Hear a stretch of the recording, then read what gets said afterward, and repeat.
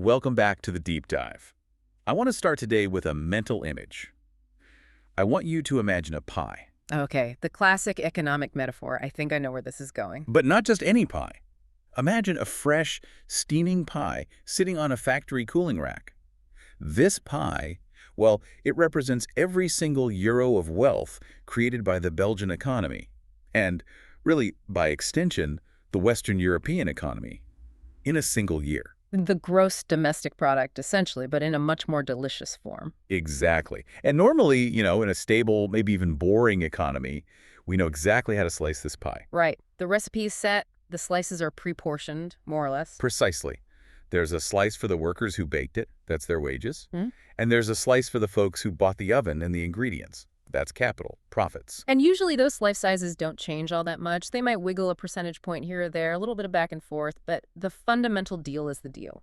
But the reason we're here today is because we're looking at what, for all intents and purposes, looks like a crime scene. That's a heavy term to throw around in economics. A crime scene. I'm serious. We have a new study on the desk today, a really detailed analysis that claims someone has been sneaking into the kitchen year after year and just ever so slightly reslicing the pie. And not in a good way for everyone. Not at all. We're talking about 16 billion euros. That's a 16 with 9 zeros. Money that used to go to the people baking the pie, the workers, that has effectively vanished from their plates over the last decade. 16 billion a year. That's not a rounding error. That's a massive, massive structural shift. It's huge. And to solve this little mystery of the disappearing slice, we have two detectives on the case who, well, let's just say they hate each other. Hate might be a strong word, but they certainly inhabit different planets. They look at the same set of facts and see polar opposite realities. On one side, we have Raoul Hedebo. He's the firebrand, self-proclaimed Marxist. He's the face of the Workers' Party in Belgium, the PVDA. And he's looking at this missing 16 billion, and he's not just suggesting theft. Oh, yeah? He's screaming robbery. He's pointing fingers and saying the whole game is rigged. And then on the other side, you have Roland de Châtelet, the electronics tycoon, an entrepreneur, an investor, the guy who built the oven, to stick with our analogy. And he looks at the same empty plate, the same missing slice, and says, it wasn't robbery, it was survival. If we hadn't moved that money around, the whole bakery would have burned to the ground by now. So that's our mission today. We're not just getting bogged down in Belgian tax law, though we will touch on it. We are trying to answer a much bigger question. Is the Western worker being systematically robbed by greedy shareholders? Or is the Western business owner being suffocated to death by a dying demographic, global competition, and a bloated, inefficient state? To really understand that, and to get to the bottom of why these two men are fighting so fiercely, we have to start with the concept they're fighting over. It's called added value. Let's break that down, because in all the source material we've got, this is the anchor for the entire fight. It sounds a little technical, added value, but it's actually really, really simple. Deceptively simple, right? It is. Imagine you run a business, any business. You buy materials, plastic, metal, electricity, software licenses. Let's say you spend 100 euros on all that stuff, your inputs. Okay, so I've got a pile of 100 euros worth of raw junk sitting on my factory floor. Then you apply what is essentially magic. The magic is your machines, your know-how, and your workers' effort. You take that junk and you transform it into something new. A microchip, a designer chair, a specialized medical component. And then I sell it. And you sell it for 200 euros. So I bought for 100, sold for 200. My profit is 100 euros. Not quite. That 100 euro difference, that new wealth that literally did not exist before you did your work, that is the added value. That's the pie. Ah, I see. So the fight isn't about the full 200. It's about what happens to that new 100 euros we just created. Exactly. Once you've paid for your plastic and your electricity, who gets a claim on the remaining 100? Well, I have to pay my guys, Yeah. the people who actually did the work. So wages. Right. Labor costs, wages, salaries, benefits, bonuses, that's one slice. But you, the owner, you also want to keep some profit. That's capital remuneration. Money for the shareholders, money to reinvest in new, better machines. Dividends, R&D, all of that. And historically, that split between labor and capital has been pretty consistent. But Raoul Hedebo, the Marxist politician, he opens this whole debate with a bombshell statistic. He claims that in Belgium, over the last 10 years, specifically from 2014 to 2024, that split has been violently altered. The slice going to the workers has shrunk significantly. And this brings us right into our first big segment, the 16 billion euro gap. So let's get into the data. What is Hedebo actually presenting? Where does this number come from? He cites a study done by his party's research wing, Yeah. and they claim it's based on figures from the National Bank of Belgium, so it's not just pulled out of thin air. Okay, so it has some grounding in official data. He says it does. And the key data point is this. Between 2014 and 2024, the share of that added value we just described, the part that goes to wages, it dropped by 4.77%. Hold on a second, 4.77%. I have to be honest, if I'm a listener, I'm thinking, so what? Inflation is hitting 4% or more some years. My rent went up 5%. Is 4.77% over a decade really a crime scene? It sounds like it could be a margin of error. And that's the deceptive part. In your personal budget, 4.77% is one thing, but in the context of a national economy, even 1% is a huge deal. 4.77% is seismic. It's an earthquake in slow motion. So what does that look like when you translate it from a percentage into actual cash? Well, that's when it gets staggering. When you apply that 4.77% shift to the total added value of the Belgian economy, it amounts to somewhere between 15 and 16 billion euros per year. Per year. Wow. Okay. So to put that in perspective for people, that's not pocket change. We're talking about more than the entire budget for, say, the federal police and the Justice Department combined. It's an enormous sum of money. And Hedebou's argument is simple. 10 years ago, that 16 billion euros was flowing into the paychecks and social benefits of the working and middle class. Today, it is flowing into corporate profits and shareholder dividends. He doesn't call it an economic adjustment. He calls it a transfer of wealth. A deliberate transfer of wealth from labor to capital. That's the accusation. So, okay, the obvious question then is, why? How did workers supposedly lose 16 billion euros worth of leverage in just a decade? Did they all just suddenly stop asking for raises? What happened? Hedbu doesn't think it was an accident. He points to two specific smoking guns, and crucially, both of them are political decisions made by the government. Not just market forces. No, he says this was by design. The first smoking gun is what he calls the wage blockage. Right, this is a very specific, almost uniquely Belgian thing, isn't it? The idea that the government can actually set a legal limit on how much of a raise you can get. It is. It's quite unusual for a free market economy. There's a law from 1996 that was designed to keep Belgian companies competitive with their neighbors, Germany, France, the Netherlands. The idea being, if our wages grow too fast, our products become too expensive, and we lose jobs to Germany. That's the logic. The government's Central Economic Council looks at wage growth in those neighboring countries and then sets a norm, a maximum allowed wage increase for Belgium for the next 2 years. So it's a cap. It's a hard cap. And Hedo's point is that for several years during that 2014-2024 decade, the government set the maximum allowed real wage increase, that's above inflation, at 0%. Zero. So even if your company was having the best year in its history, making record profits, your boss was literally, legally not allowed to give you a real raise. In terms of real wage growth, yes. The government effectively froze the bargaining power of unions and individual workers. Your only increase was the automatic inflation adjustment, the index, which we'll get to. But real growth, capped at 0. Okay, that's one piece of the puzzle. What's the second smoking gun? You said it was more complex. It is, but it's arguably much more impactful. It's something called the tax shift. I remember this being a huge buzzword a few years ago, the tax shift. Politicians love names like this, don't they? It sounds so neutral, so technical. Oh, we're just shifting the sofa to the other side of the room. But what actually moved? This was the flagship policy of the center-right Michel government, which was heavily influenced by the Flemish nationalist N-VA party. The economic theory was purely supply-side. They looked at Belgian companies and said, the reason you're not hiring is because people are too expensive. Which, to be fair, is a complaint you hear from business owners all the time. Belgium has some of the highest labor costs, the highest tax wedge in the world. It's absolutely true. The difference between what an employer pays and what an employee takes home is enormous. So the government said, okay, we have a solution. We will slash the employer's Social Security contributions. So the tax the company pays to the state on top of the worker's gross salary.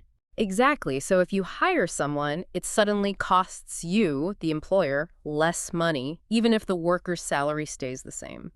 The theory was, if we make labor cheaper, companies will be incentivized to hire more people. More jobs, more growth, more pie for everyone. A win-win. That was the sales pitch. That's what was on the brochure.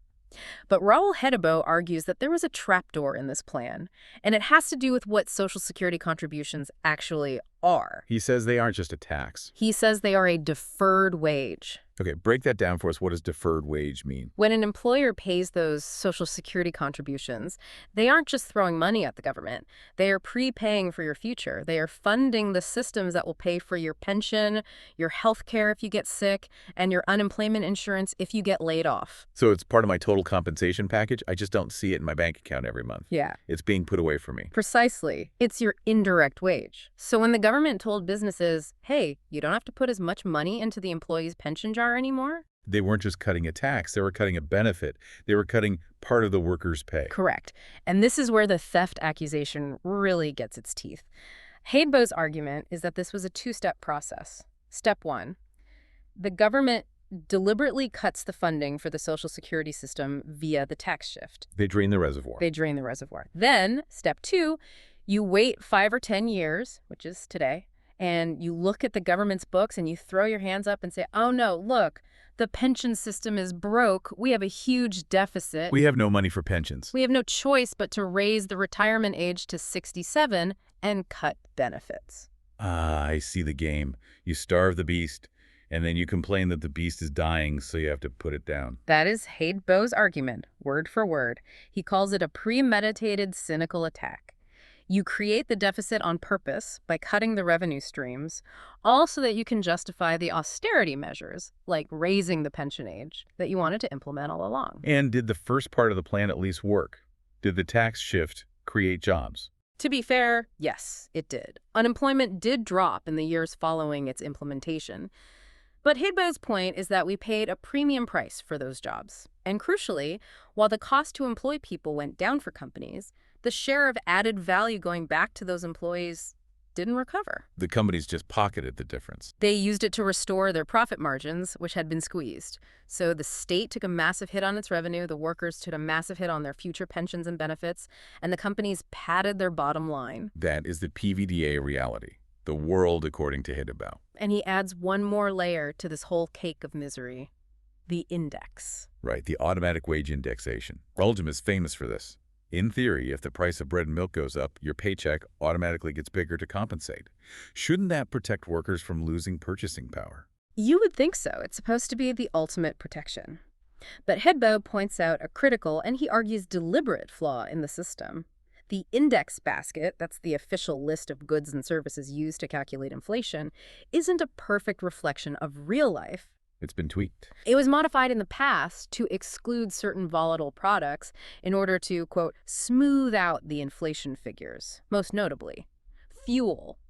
Diesel and petrol were removed from the calculation. Oh, come on. Are you serious? So if the price of gas doubles at the pump, my daily commute gets twice as expensive, but my wage doesn't automatically adjust because gas isn't in the official basket of things that matter. That is exactly what it means. So even with a system of automatic indexation, your real-world purchasing power can be falling if the things excluded from the index, like energy, are the very things skyrocketing in price. So to sum up Hadebo's case, you have wages that are legally blocked from rising, a Social Security system that's been deliberately underfunded to justify future cuts, and an inflation calculator that doesn't count the real cost of filling up your car. It's a bleak picture. It's a picture of a system he believes is rigged from top to bottom. Okay, so that is the prosecution's case. It's detailed, it's angry, and it's pointing at a 16 billion euro hole in workers' pockets. Now let's bring in the defendant. Let's hear from the entrepreneur, Roland Duchâtelet.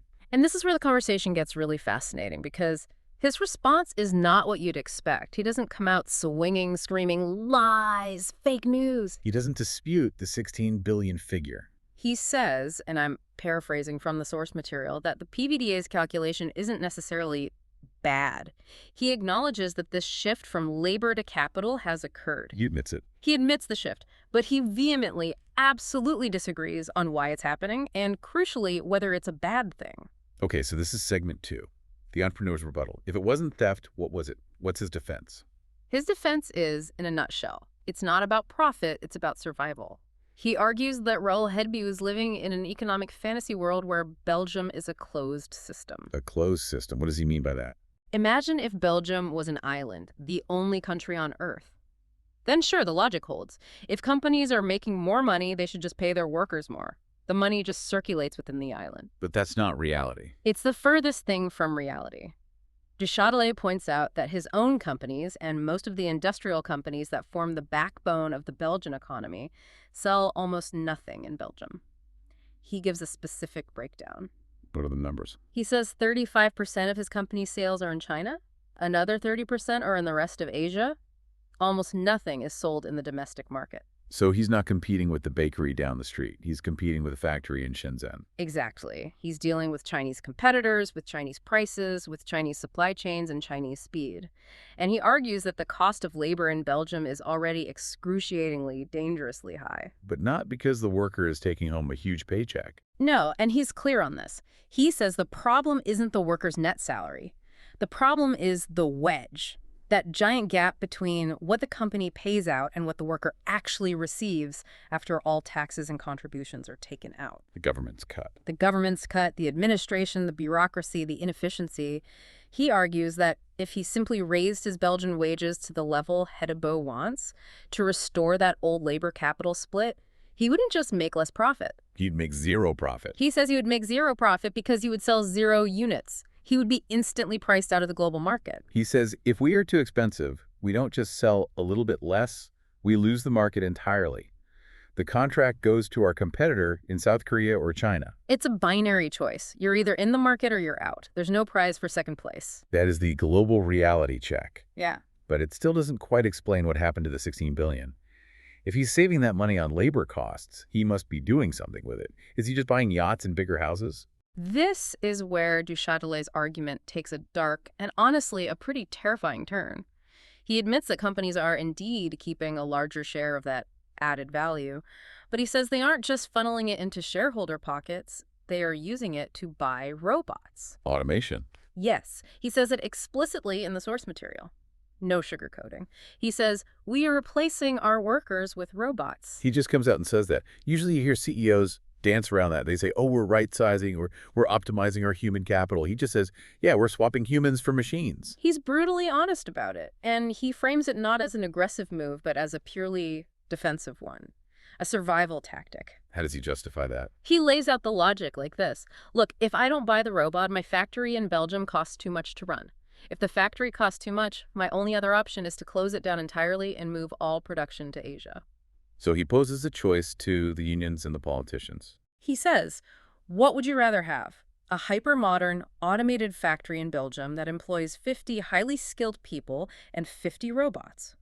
Or would you rather have an empty building in Belgium and a brand new factory in Shenzhen that employs 100 Chinese workers?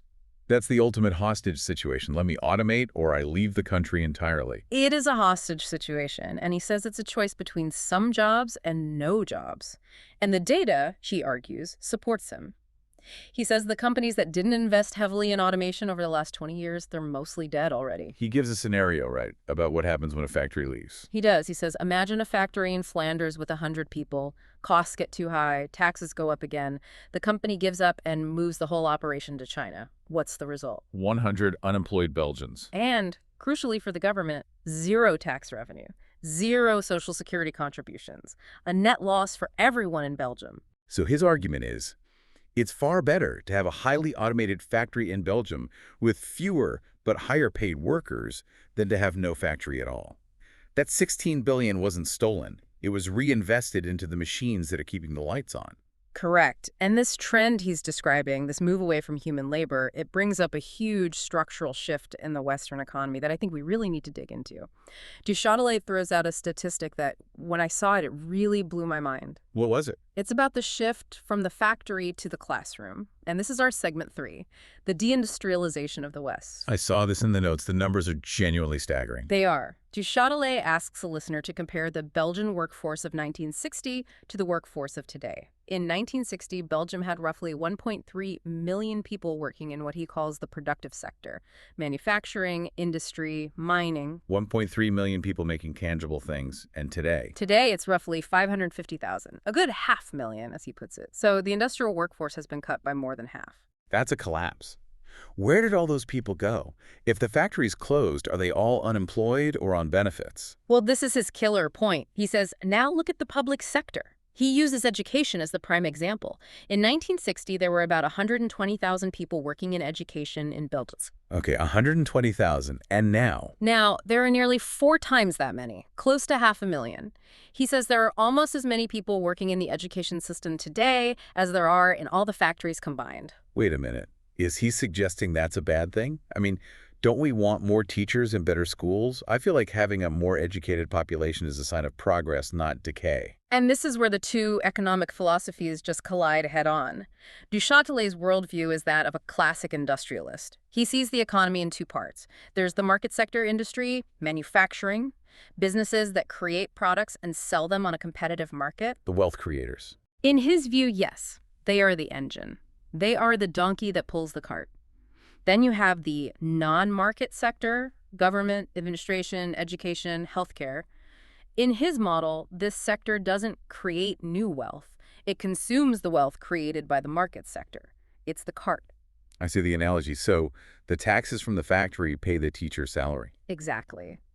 And his argument is simple and brutal. Over the last 60 years, you have shrunk the donkey that pulls the cart by more than half, and you have quadrupled the size and weight of the cart itself. Eventually, the donkey just collapses under the strain. That's his core fear. He's saying the burden on the few remaining productive companies, the donkeys, is becoming too heavy to bear. They are being taxed to death to support an ever-expanding state.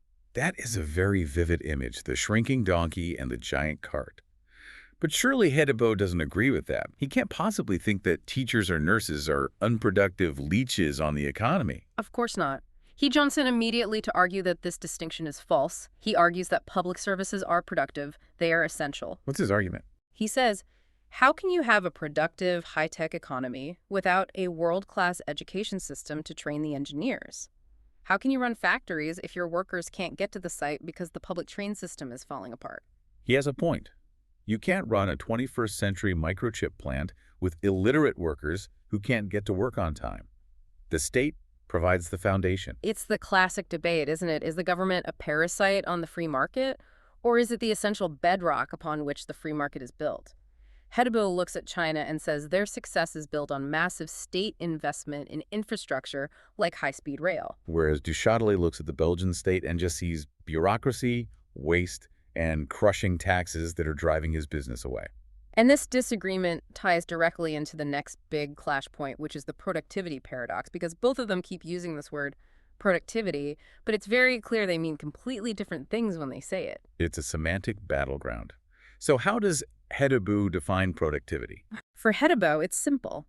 He looks at the official statistics, which measure the amount of economic value or wealth created per hour of work, and he says, look, the numbers don't lie. Belgian workers' productivity is sky high. It's among the best in the world. So his conclusion is? His conclusion is that workers are more flexible, better trained, and generating more value per hour than ever before in history. Therefore, the money for higher wages and lower retirement ages is there. We're creating more than enough wealth. It's the we're making more pies than ever, so just give me a bigger slice argument. Precisely. And he points to the BEL 20. That's the top stock market index in Belgium, like the Dow Jones. He notes that in the last year, those companies announced they were paying out 6.4 billion euros in dividends to their shareholders. So he says the money is right there. You're just choosing to give it to shareholders in London and New York instead of your workers in Ghent. That's his smoking gun. He sees the dividends as proof that the companies are not struggling for survival. They are hoarding cash and rewarding capital. Okay, so that's Hedebo's view. Productivity comes from the worker, and the worker is not being rewarded. What's Du Châtelet's take? Du Châtelet hears that and essentially says, yes, productivity is high, but who or what created that productivity? He doesn't think it's the worker. He argues it has very little to do with the worker working harder or faster. He says the productivity gains are almost entirely due to capital investment. They're due to the machines and the software the company bought. It's the robot again. The robot is doing the heavy lifting. Exactly. He puts it like this. If I, the entrepreneur, take a risk and invest €1 million of my capital in a new robotic arm that allows one guy to do the work of 10 guys, yes, the productivity per hour statistic shoots up. But Du Châtelet asks, why on earth should all of that extra wealth go to the one remaining worker? The worker didn't take the risk. The worker didn't design or buy the robot. The capital did. That is a logically sound argument, but it's a socially explosive one. It's incredibly explosive. Because if the gains from automation only go to the person who owns the robot, and the robot is actively replacing the other 9 workers, then the vast majority of people get nothing. The worker who keeps his job gets a standard salary, the other 9 get unemployment, and the owner of the robot gets all the profit from the productivity gain. That is the absolute crux of the inequality issue we are seeing across the entire developed world. It's what economists call the decoupling of wages from productivity. For most of the 20th century, they went up together in lockstep. As the company did better, the workers did better. Right. A rising tide lifted all boats. But for the last 20, 30 years, those lines have diverged. Productivity, thanks to technology, keeps climbing a steep hill, but median wages have flattened out. Because the effort is now seen as coming from the capital, the technology, not from the labor. That's the argument from capital's side. And it creates this massive social tension. This is getting pretty depressing. But wait, it actually gets worse. Because we've been talking about the economy as if it's just about money and robots. We haven't even touched on the biggest storm cloud on the horizon. The demographic elephant in the room. The demographic time bomb. This is segment 5, and honestly, reading this part of the material, this terrified me more than the robots did. It should. This is the non-negotiable mathematical reality against which all this political bickering is happening. And du Châtelet is the one who brings it up, using the image of the population pyramid. Let's paint that picture. Visually, what are we looking at when we talk about a population pyramid? Okay, imagine a diagram. In 1950, after the war, it looked like a perfect pyramid. You had a very wide base. That's all the babies and young children, the baby boomers being born. And as you go up the age groups, it gets narrower and narrower until you have a tiny little tip at the top. And the tip is the retirees, the elderly. Exactly. A huge base of young workers and future workers supporting a very small population of pensioners. So lots of people paying into the system, very few people taking money out. Right. And our entire Social Security system, the pay-as-you-go pension system, was designed for that pyramid. The contributions of today's active workers pay for the pensions of today's retirees.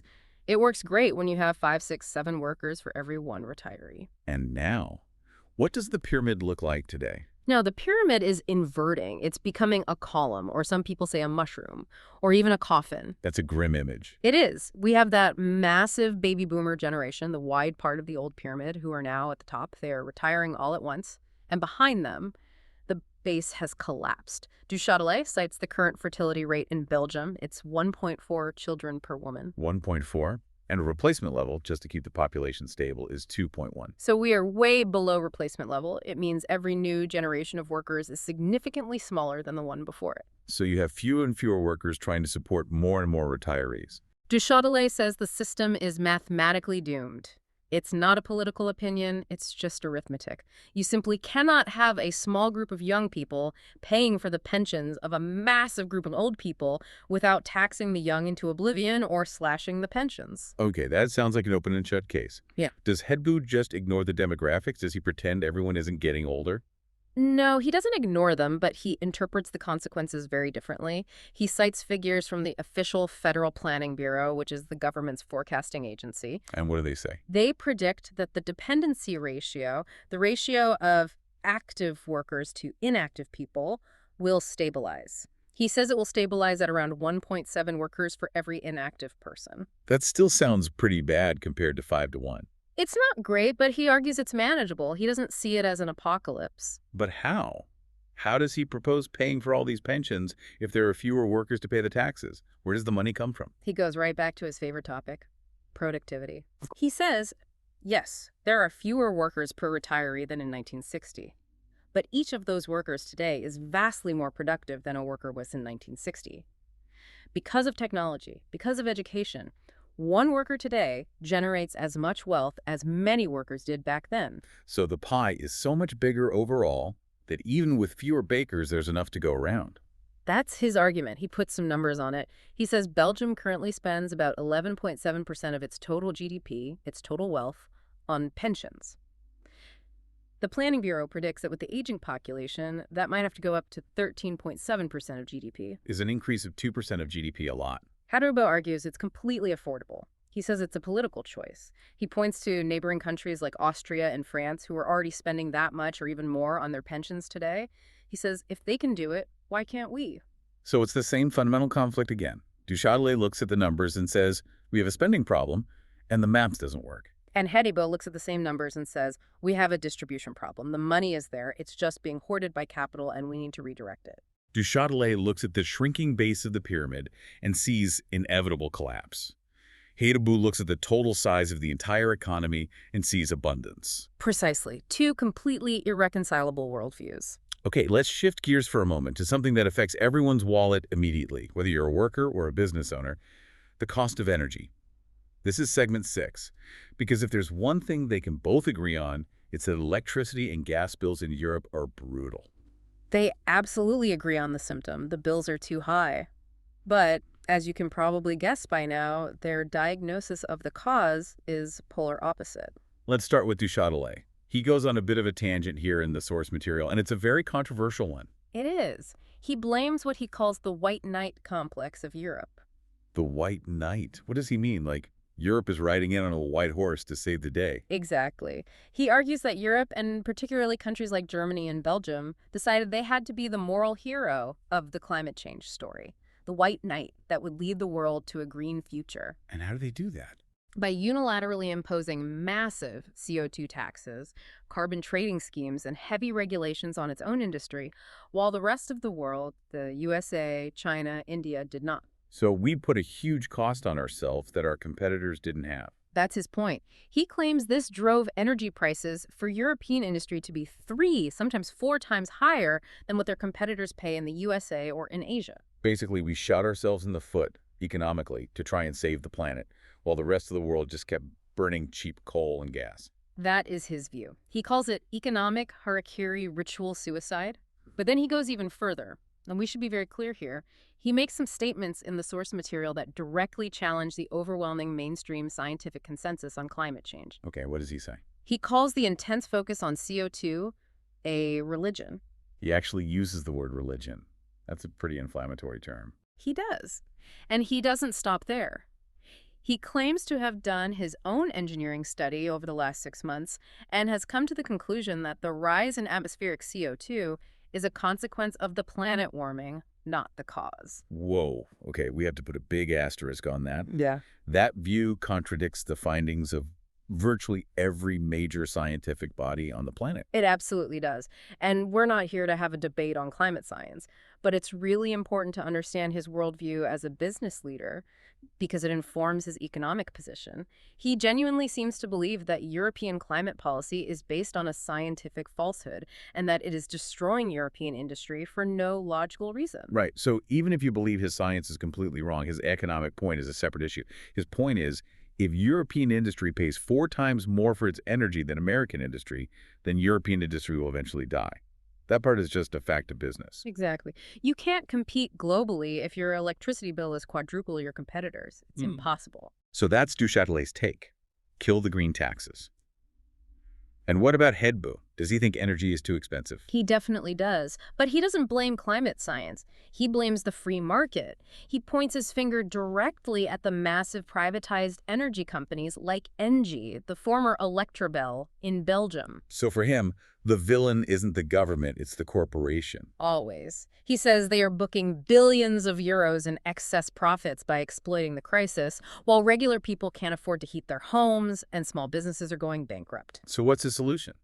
Nationalize the energy sector? Effectively, yes. He argues for much stronger state control. He says that leaving a strategic asset like energy to the whims of the free market was a catastrophic mistake. So Du Châtelet wants to deregulate and remove the climate taxes to lower prices. And Hedibo wants to regulate much harder, cap prices, and seize what he calls the illegitimate profits of the energy giants. It's just amazing. They both look at the same high electricity bill. One sees a government tax sticker on it, and the other sees a corporate markup. It is the perfect distillation of their entire debate, played out on a single utility bill. So we've covered the wage gap, the robots, the aging population, and the energy crisis. After all that conflict, is there any common ground at all when it comes to solutions?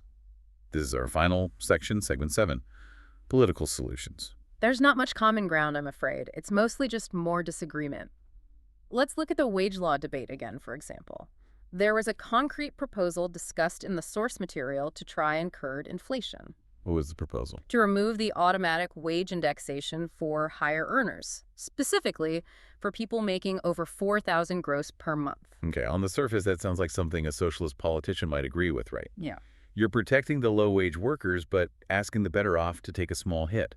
If you're making 4,000 euros a month, surely you don't need the extra help as much as someone on minimum wage. You would absolutely think so. It seems like a classic progressive policy. But Raoul Hedbo is strictly, vehemently opposed to it. Really?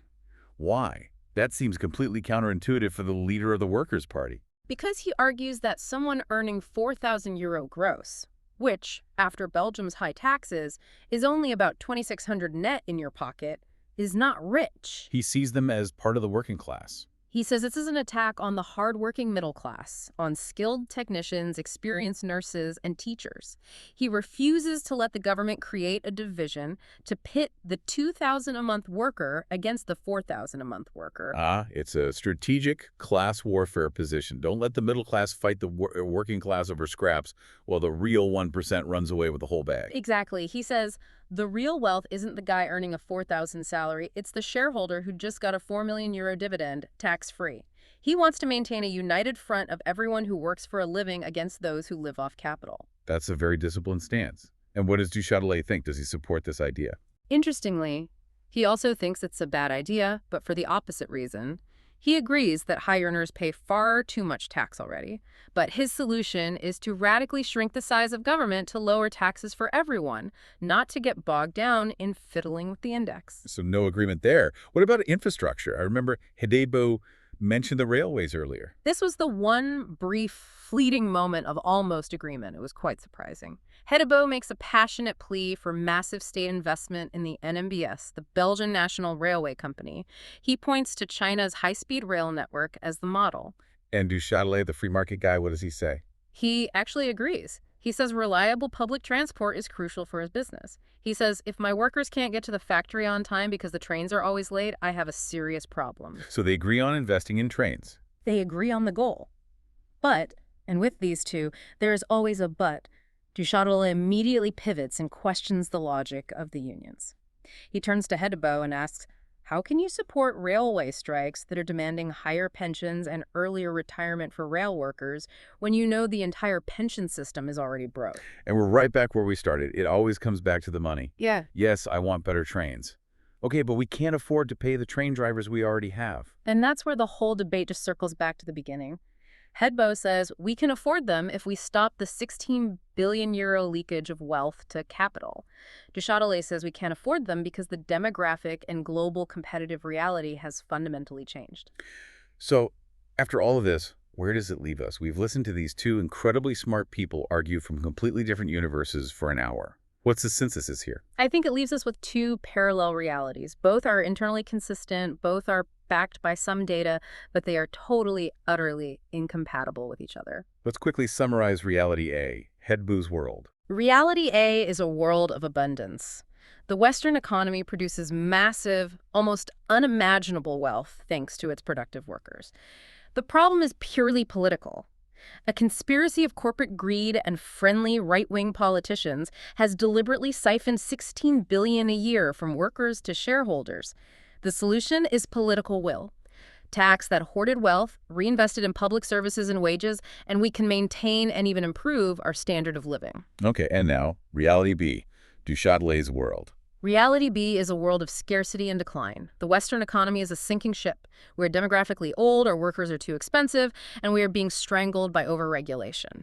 The productive sector is being suffocated by a religious climate policy and a bloated state that it can no longer afford. The only way out is painful, but necessary. Radical efficiency, automation, lower taxes, and austerity. It's terrifying because you can listen to both of them, and parts of both arguments sound true. That is the problem. It is undeniably true that inequality is rising and that the share of wealth going to capital has increased. Hedebo is right about the data. But it is also undeniably true that our population is aging rapidly and that global competition from Asia is fierce and unforgiving. Du Châtelet is right about the structural threats. So what's the big so what for our listener? Why should someone in the UK or Canada or the US care about this very specific Belgian debate? Because this isn't just about Belgium. This is a case study for the entire Western world. If you are listening to this right now, your country is facing the exact same pressures. The demographic time bomb doesn't respect borders. The automation wave is coming for every industry. The fight over who pays for climate change is global. And the disconnect you see here between the politicians is the scariest part.